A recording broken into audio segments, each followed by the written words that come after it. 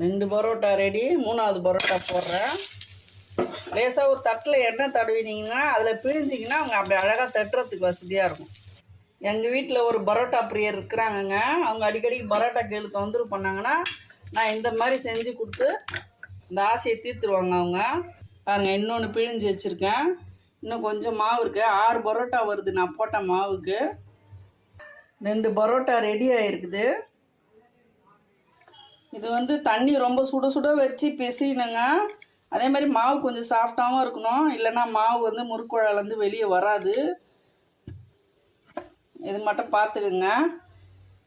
அப்புறம் வந்து நீங்கள் கெட்டியாக பிசைஞ்சிட்டிங்கன்னா பிழிய வராது. சூடாக சுட இருந்தால் தான் பிழிய நல்லா வரும். 4வது பரோட்டா ரெடி ஆகுது. கண்டிப்பாக அந்த வித்தியாசமான வீடியோ உங்களுக்கு பிடிக்கும்னு நினைக்கிறேன். நான் ஒரு 5-6 முறை நான் ட்ரை பண்ணி என் பையனுக்கு செஞ்சு கொடுத்துருக்கேன். அவன் ரொம்ப நல்லா இருக்குன்னு சொல்லி